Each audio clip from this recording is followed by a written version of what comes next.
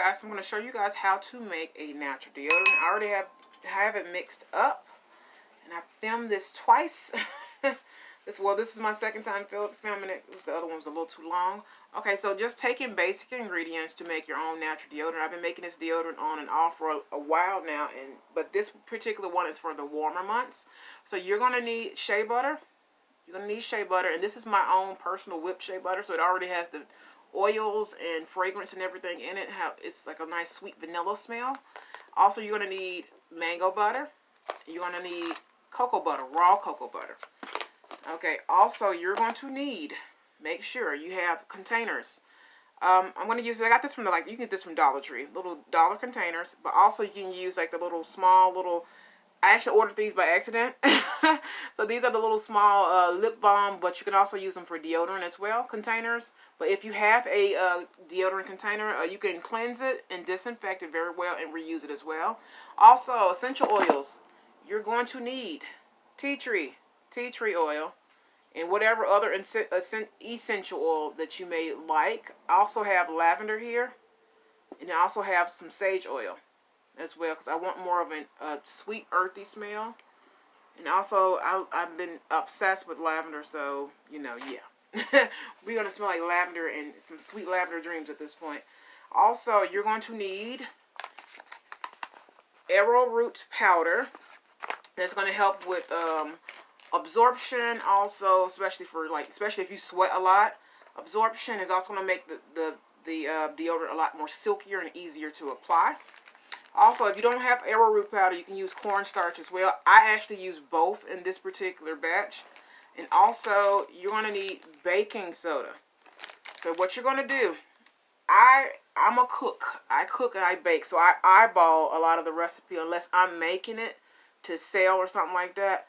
That's the only time I'm going to measure it, because I have to make sure the whole batch is adequate and equal. But you're going to take it, and what you're going to do, you're going to double broil your shea butter. You're going to double broil your shea butter, your cocoa butter, and your mango butter. And if you don't know what double broiling is, it's just basically taking a bowl or something and putting it on top of a pot of water that has been boiled at a high peak and high boiling point. And then you're going to take it off the stove. And then you're going to place a bowl, something that's flame-proof. Do not use plastic, because even if it's BPA free, I still have a thing where it's still plastic. It may contain chemicals and things of that nature, right? So I just took a porcelain bowl, but you can take a glass bowl. You can take anything that's not going to crack or break. Like I said, once you take the pot of water off the stove, you're going to place the bowl right on top of it. And you're going to put your shea butter, you're going to put your coconut oil, and you're going to put your cocoa butter and mango butter. But you can use any other different butters as well. You're going to take it and you're going to let it melt down naturally. And then you're going to go in and you're going to add your essential oils. You're going to add your arrowroot powder, your cornstarch, and your baking soda. You're going to mix it all together. And when you're using the essential oils, make sure you're balancing out to what your body can actually stand. If you have sensitive skin, please go easy on the tea tree oil and any natural essential oil, because you don't want to overact it. But also always do a skin test on your skin, especially underneath your arms, because it is very sensitive under there. Just like any other area of your body, that is a particularly sensitive area for most people. Okay. Also, your containers, make sure you disinfect them with, I know it's hard right now to get alcohol, but disinfect them with alcohol. You can cleanse them with antibacterial soap and hot water and everything like that. You can also boil them as well afterwards, and you can do all three if you need to, but just make sure everything's disinfected, cleansed, and disinfected. Okay, so I use little wooden sticks to mix it, but you can also use, I would definitely recommend using like a little measuring cup or something like that. Try not to use metal. Try not to use metal to mix this particular type of product. This particular formula, because of the baking soda and things of that nature. Especially if you're working with things like baking soda, different types of Aztec clays, and different natural ingredients. They react to, they absorb certain things, especially things like metal and stuff like that. So if you have wooden utensils, or even, I would say, like I use a plastic utensil, something like that. Use everything but metal. Let that be the last thing you use. If that's all you have, then you can go ahead and use plastic, but just try to use something else other than metal, especially dealing with the baking soda in this particular batch of this type of product. So you're going to mix it. And like I said, with the baking soda, like I said, if you have sensitive skin, make sure you're not using as much. Use more cornstarch or arrowroot powder. The baking soda is the active ingredient, so you want to make sure outside of the essential oils, you want to make sure you're not adding so much to where it's going to burn under your arm. So start out with maybe 1 tablespoon. 1 teaspoon to 1 tablespoon of baking soda. Just depends. You just play around with it. As the more you make it, you can always go back and melt it right back down and add it, add a little bit more to the batch.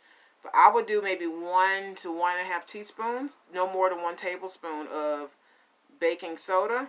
And then you can double up on like 2 tablespoons of arrowroot powder, 2 tablespoons of cornstarch, and kind of play around with that. But do no more than 1 tablespoon of baking soda. Just depends on how large of a batch. If you're making a huge batch, play around with it. Like I said, I can eyeball it. This is just my little thing. I can do it because I've made it several different times. But like I said, you could always go back. If you add too much baking soda, you can go back and add more shea butter, cocoa butter, coconut oil. I would probably go back with coconut oil because that is antifungal as well. A lot of people don't know that. And like I said, go easy on your tea tree essential oils, especially tea tree oil. And be easy with the baking soda. That is the active ingredient, so you're not going to have to use as much as that. So 1 to 1.5 teaspoons of the baking soda, no more than 1 tablespoon. But everything else you can play around with, especially with the thickness. As you can see, make sure when you're mixing, get the bottom of whatever bowl you're using as well, because the baking soda is going to go straight to the bottom. The baking soda, yes, it's going to clump up at the bottom. So make sure you're thoroughly mixing everything. You can take a hand whisk and do this part as well, but you can just use like whatever you're going to mix with. I was measuring, so at first I was like, you know what? I'm just going to look, I'm a Southern woman. We don't measure. We don't measure stuff. But you can take it, and you see it's actually getting thick as it's sitting here. It's going to come out to this like really thick golden color. And if you're using yellow shea butter, it's going to be a very dark golden kind of color. It's going to be darker than this. I used the white shea butter this time. White shea butter is a little lighter. It's a little lighter than the African shea butter, which has the palm oil in it, which is why it's yellow. So, yeah. And see, as it's sitting here, it's getting thicker and thicker. So play around with it. If you want yours a little thicker, add more cornstarch or arrowroot powder.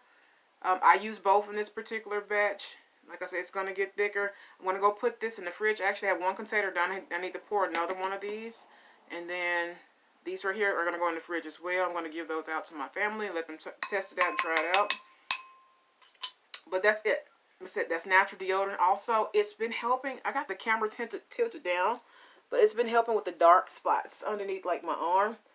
So that's getting lighter. I've been working on my whole body and soul at this point. But yeah, it works very well for lightening the skin underneath your arms, especially us black women. We have that issue